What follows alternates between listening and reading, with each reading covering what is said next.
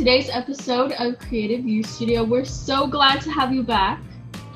Oh my gosh, I'm so excited. This is going to be such a fun episode. But for those of you who tuned in last week to our stage management episode, here are the answers to the activity or the end of the episode quiz.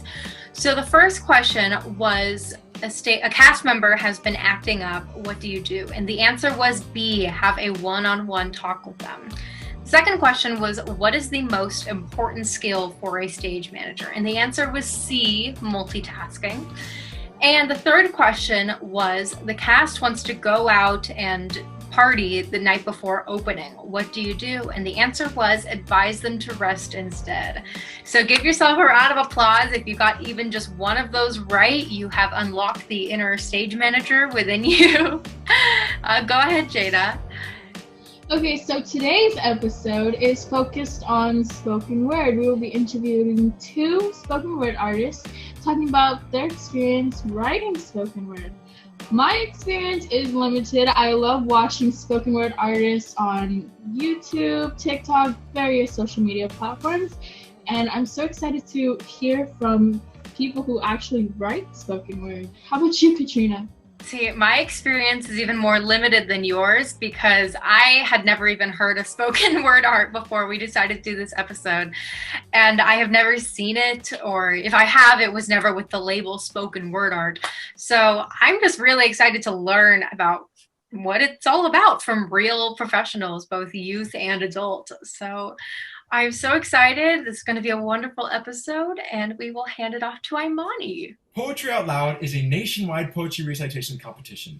Youth from high schools all around the United States compete with each other by reading poems within a certain criteria for a grand prize of $20,000.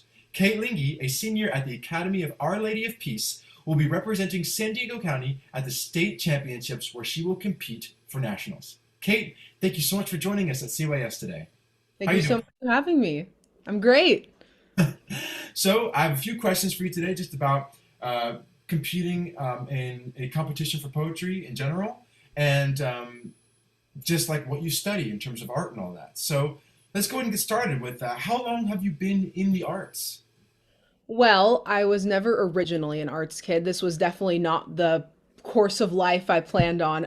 I joined theater in my sophomore year of high school. On a whim, my mom was kind of like, "Oh, you should join the play." And my first show was High School Musical. I was a cheerleader, and surprisingly, I really took a liking to it. And ever since then, I've been really addicted to theater and being on stage and all things performance. Addicted. That's a funny. I hear people say all the time, "I'm addicted to theater." All I can imagine is like, "I'm addicted to theater, man. You gotta. When's the next show happening, man?" Um, so then I can assume that the art that is your specialty is theater. That's where you reside. Yes. Right on. Well, so seeing what got you into theater, can I ask what you started off with, or were you just somebody that was just focusing on just academics? You were just trying to get through school, or what was your main focus before? Yeah, so my freshman year of high school, I was on the volleyball team, which is a huge transition thinking about it now from volleyball to theater. But that year I was kind of not feeling volleyball anymore. I wasn't really sure what the path I was going to take. So, I did always care about my academics, and it's still something very important to me. But theater was kind of a thing that automatically I really took a liking to the community that I felt in theater, and also just I'm really a big fan of literature and writing, and there was that element in theater too. And also, I've always been a really performative and talkative person, so it's kind of surprising. Actually, about like a week ago, I was looking at some home videos with my family, and I was just watching myself, and I was like, "How did I not know I was meant to be in theater?" Like, I was like putting on commercials, I was doing dances, I was singing, like I was doing all these things, and I just know that like, I guess I was kind of always meant to be on stage.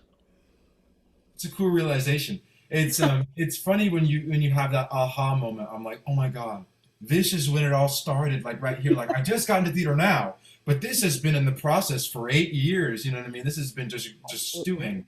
That's funny. Um, well, what got you into poetry out loud? So poetry out loud, it's a thing. I think my school does it pretty much every year. The English teacher at my school, Miss Danaher, she puts it on and she kind of advertised it to the whole school, and I was kind of took an interest in it. Obviously, I was trying to just get my performance kick any way possible. So I was like, okay, this seems like something I'd be into. Performing. I really like poetry. I've liked writing poetry in the past, and I think reciting it would be something I would like. So, I my junior year of high school, I decided to do the school-wide competition, and then I advanced to regionals. Didn't become the statewide champion, but this year I did. So I stuck with it, and it's been something I've really enjoyed. That's interesting. So your school had an entire, so was it class by class, and then they picked people from the classes and did a school-wide competition? No, it's my school's pretty small, so we're kind of able to do like a whole school-wide competition. There was about 20 participants my junior year, maybe a little less than that, give or take, but so we were able to just kind of do a school-wide thing. This year it was a little smaller, obviously, with everything being on Zoom. We had about 3 participants, so it's we were able to do it school-wide, so I think there's a really good sense of community in that. Mm. Oh, that's interesting. That's right. The entire thing is through Zoom this year. Yeah, yeah. How is that? You know, I have had a good experience with it. It's been definitely stressful because you would think that being able to refilm your videos to your liking over and over again would be helpful, but it does get stressful. But I'm on my school's speech team, and we have to film our videos for each speech competition. So I was already kind of accustomed to doing that for Poetry Out Loud. So I was really lucky to kind of have that experience under my belt going into Poetry Out Loud, kind of knowing like what my setup will be, how to work with Zoom to my best of my ability, and kind of like take advantage of the space I have. So I was really lucky to have that with Poetry Out Loud. For the poems, you said recording, so you guys don't do it live. You record it through Zoom and then you send it in. Yes, so that was the case with the school-wide competition. For regionals, however, that was live. The Write Out Loud, they wanted us to have that live experience, but for state, it will be pre-recorded videos that are just sent in. But for regionals, yes, it was live. So Very that, interesting. yeah. How do you, I'm gonna ask you soon what kind of poems you do, but like depending on the poem, because poetry reading is a very intimate thing. It's something Mhm. that, and I know when I did it in person, and you'll see when you go to whatever the statewide version, you're in this or no, you won't because you're doing it through Zoom. But when it was in person, I will say when it was in person, it was in this room, and it was this packed room, and there's this microphone right there, and people are really close to you, and it's this this scary intimate experience, and I just wonder like it can feel that way as well, and you're in gallery view in Zoom, and there's 100 people there, and there's just like it's just like this weird horrific version of the Brady Bunch. Everyone's looking at you, and so I just wonder like how do you establish that intimacy with your computer? Oh, that's a great question. I did do Poetry Out Loud last year, so I did get that, intimate singular mic Okay, so you standing know in what I'm front of talking about. everyone Yeah. watching you. That is definitely something I've struggled with, trying to find the connection with the audience through Zoom. That is one of my strong suits. I feel like as an actor and as a performer, I really like to connect with the audience, and I think that's where I think I thrive. So on Zoom, it's a little more difficult. It becomes more of like it becomes a little more personal, I think, because you're not directly there with people, so it's all about you in that moment and how they're perceiving you through the screen. I'm not sure if that makes sense, but it becomes a little more um like it's just your box. Like you're this highlighted box, a spotlighted box, and you kind of have to like um become the fullest version. You just really have to like go for it. I mean, it's you just kind of have to work with what you have, and it's not ideal, but definitely something I'm gonna have to kind of get used to in the coming years for kind of the arts.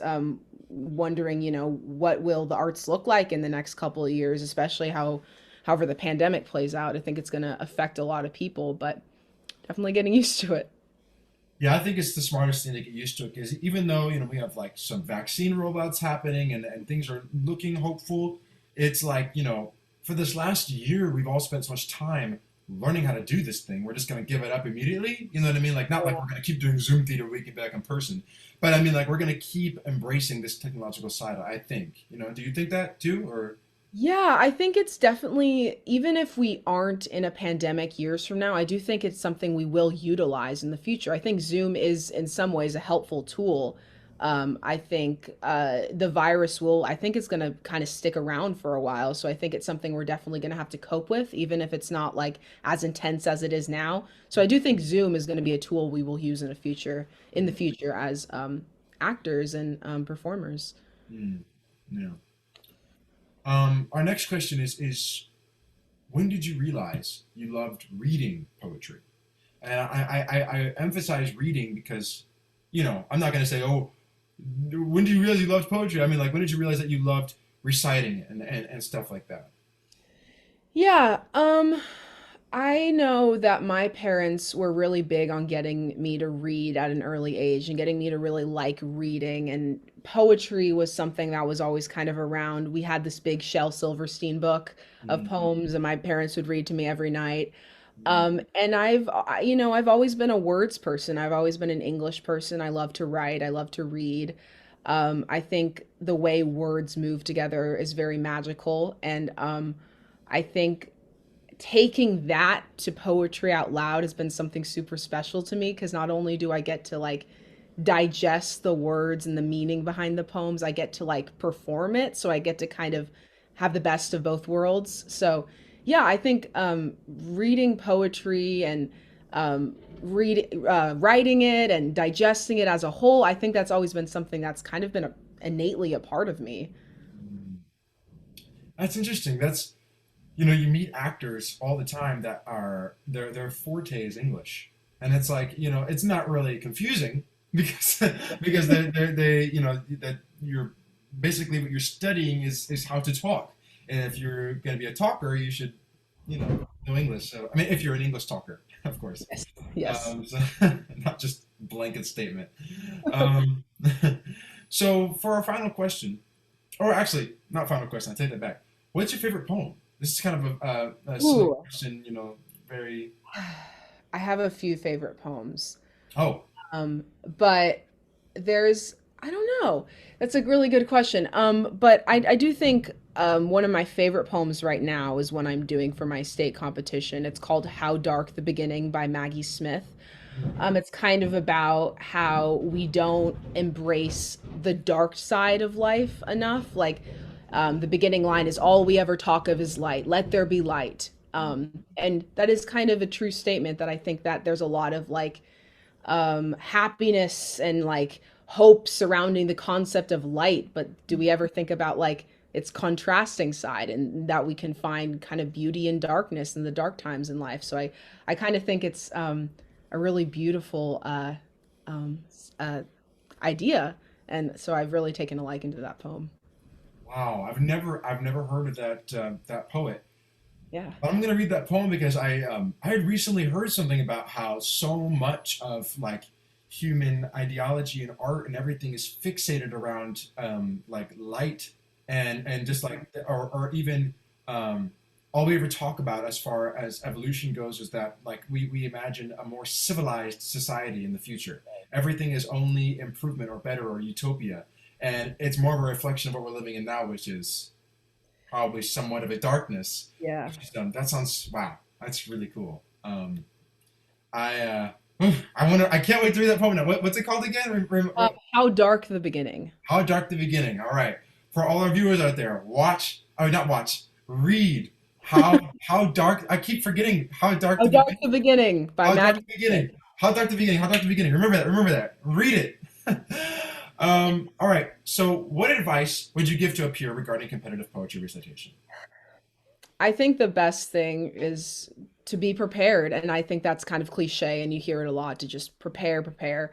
I think to spend kind of each night a little bit with your poem, like set aside an hour each night or in the day, whatever suits your fancy, and spend some time with that poem, memorize it, kind of like I like to use the word digest and kind of like let it kind of seep into you and like what does this mean to you and think about like how am I gonna like enunciate this or how am I going to use gestures here and I think just kind of like saying it and obviously memorizing it over and over again and also I think watching videos of previous recitations if they are available watch those if they're out there but definitely like spend time with your poem. It's like a friend, you know what I mean? Like you wouldn't just like you know not get to know your friend before like hanging out with them for the first time. You kind of want to like text them first and like get to know them. That's kind of how I think a poem should be, is you kind of get to know the poem and then you get to take it to the big stage. Mm. You have a real what should I say? What is it called when you animate something? You give something, you personify your poems, and you have almost a Sure. A human-like relationship approach. with your poem. What was Right. like? What was A that? relationship with your poem, definitely. Relationship. Yeah, yeah. That's a really cool way to approach it. Well, thank you so much, Kate. Thank you for joining us today. Thank you for telling us about you and giving your peers some advice. And we hope that we get some new POL competitors from our viewers, and they take your advice. You know what I mean? And then they Yeah, can shout out to Kate. When they win. You know what I mean? So thank you so much, and we'll see you next time. of course. Peace. Thank you.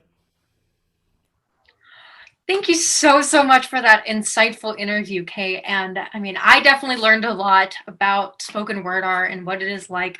And I am definitely going to have to check out that poem because that just sounds so interesting. And I mean, just like all of you should, if you're watching this in the audience right now, you should definitely check out that poem.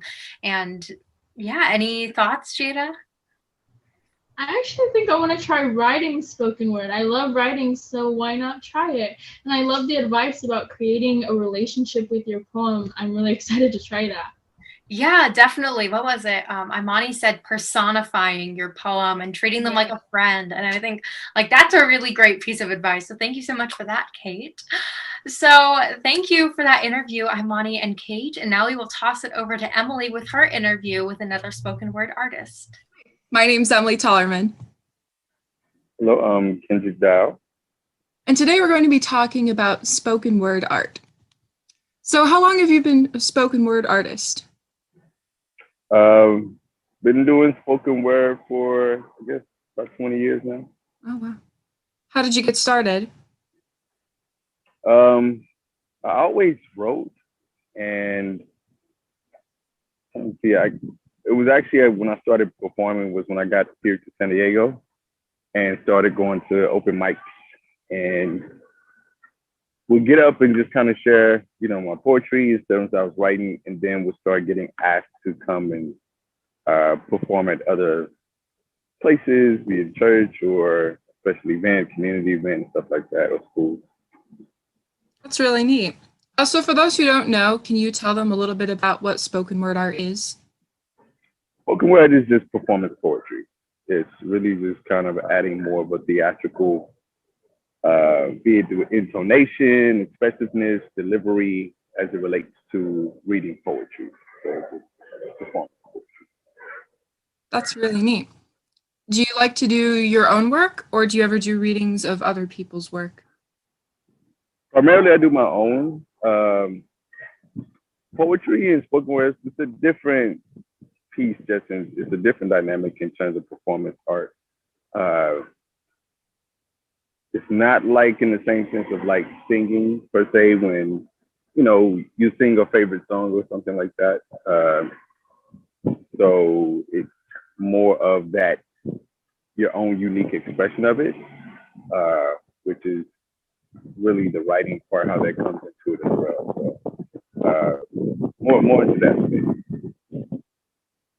What do you find inspires you the most to do spoken word art? Just life, just writing about the things I'm seeing, how I'm impacted, how I see those around me impacted, being able to tell those stories, share different perspectives, give enlightenment, things of that nature. So, and all the emotions that come along with it. Did you start doing spoken word art after seeing it, or is it something you just kind of discovered from writing? It was more of a space where I wrote it first. And then I got exposed to that particular expression of it. And then that's when I began doing it. That's really Before that, I just wrote, and I would like email it out to friends and family and stuff. So what would you recommend for people looking to get started in spoken word art? Definitely just get comfortable with expressing yourself on page, like actually writing out thoughts, feelings, or anything like that. Even getting into doing written exercises where you get to explore, kind of putting your creativity on paper and telling stories and sharing perspectives, and as well as, you know, finding different people online. Kind of, you can plenty of videos and stuff out there you can check out now too. So you get to see a good diverse expression of a range of folks and deliveries and approach and style and all that good stuff. But probably most importantly, whenever things open back up, would be to actually go to an open mic and actually share your poetry and get up on stage in front of people, because probably one of the biggest challenges for a lot of people is getting comfortable being on a mic and standing in front of people. Do you have any certain issues you like to talk about? Say again? Do you have any certain issues that you talk about a lot in your work? I'm always, there's always themes around self-love. There's always themes around social justice.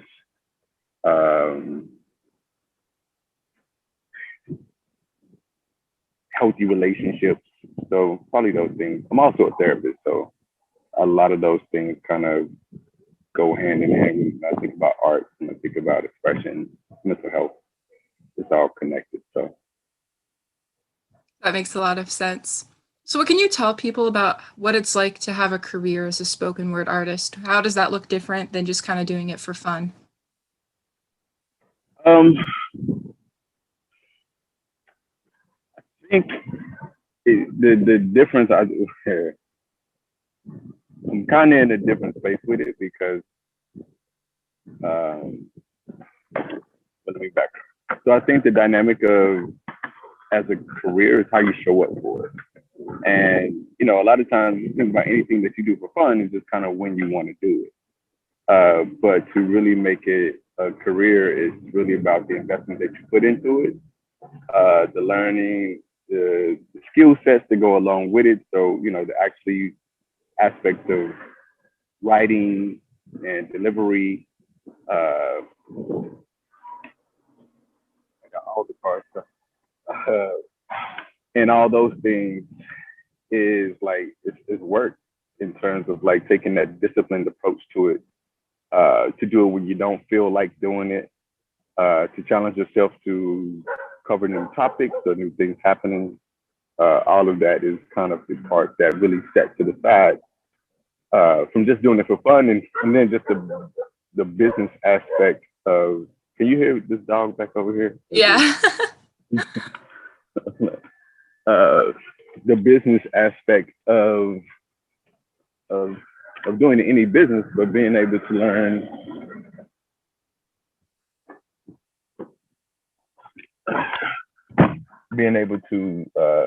understand the dynamics of business, so what it means to be in business, so being professional, being responsive.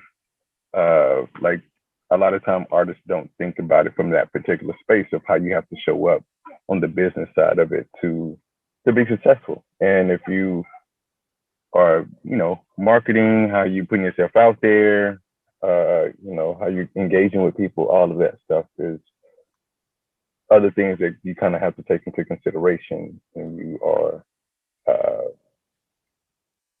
an artist doing it for the work, as opposed to just doing it for fun. That makes a lot of sense. Would you say there's any specific formal education, or would you encourage people to just learn by doing? Uh, I think the benefits of formal education are just having other people to kind of thought process, but spoken word is not one of the things that is typically even uh, acknowledged, or I say valued or taught in the educational realm. Like all the poets that I know, they learn things in school, but they learned how to be poets being in coffee shops and being in the community and doing stuff like that. So that's where you kind of really learn that. You might learn some things about poetry in school, but the big sense of like truly fostering that is not necessarily in a true formal education. It's going to be in the informal sense that it really allows you to kind of take a deeper dive. Yeah, that makes sense. Do you have any current projects you'd like to promote? No, not in particular. Right now, I'm just kind of in the space of just kind of creating for the sake of creating. And, I think probably on this year, I'll drop some stuff. But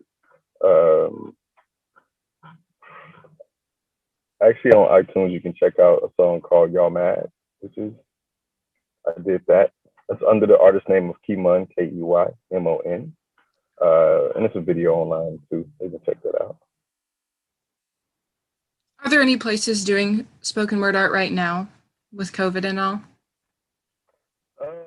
Not too familiar that I know of. There's a couple of like random online things that are happening here and there. If you're familiar with Clubhouse, I saw that they started having different spoken word rooms here and there as well. So, but that's all I can really think of. All right. Thank you very much for your time. All right. Thank you. Wow, those were amazing interviews. I took so much notes. Wait, what? Wow, that was an amazing interview. Thank you so much. I have so much notes from that interview, so thank you. I love that. Yes, I now consider myself educated in spoken word art, and I have both you and Kate earlier to thank for that. Wow, thank you so much for that interview. That was amazing. I have so many notes from that interview that I'm so excited to look back on. Yes, and I now consider myself educated in spoken word art, and that is a lot of progress to make from knowing absolutely nothing to now knowing so much. So thank you both so much for educating me and educating our audience. That was wonderful. Yes, definitely. And I don't know about you, but I'm so ready for this activity. After hearing these two wonderful interviews about spoken word, I'm ready to pick up a pen and write my own spoken word piece. So for our activity for you today, look to your right, find an object, mine is this water bottle, and write a piece on that object. So I will be writing about water. Yeah. Very excited to do that. Yeah, make sure you form a relationship with your poem, and when you are speaking it aloud, of course, and also try to form a relationship with the object that you're making the poem about, because I mean that will just make it 10 times better, I'm sure. Definitely. So our opportunities for this week are Summer Shakespeare Studio and Theater Design Studio at the Globe. Applications are still open, so you should definitely 100% apply. They're great programs.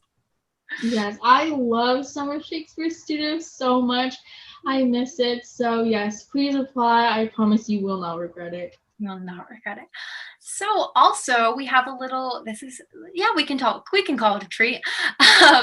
If a few of you watched our episode from a few weeks ago, which was on playwriting, one of the youth artists, which is Jordan Marie Finley, her play, The Love Project, is going to be featured in a festival with Playwrights Project, which is a California-wide youth playwrights project, I guess you could call it, that puts shows that playwrights write to life and brings them to life. So if you can buy some, buy tickets. It is an amazing program that features and uplifts so many youth playwrights throughout California, including Jordan, including Declan. This is a shout out to you, Declan, because you are an avid supporter of Creative Youth Studio, and we appreciate it so, so much. But yes, buy your tickets. Tickets are limited, but you can watch 4 wonderful shows, all written by youth playwrights in California. So yes, please support youth playwrights and buy tickets. Yes, so excited. See you there. Yeah, and thank you so, so much again to our spoken word artists. And make sure you tune in next week for our episode on entrepreneurship. It is sure to be a wonderful episode. And have wonderful days. Yes, thank you so much. See you next time.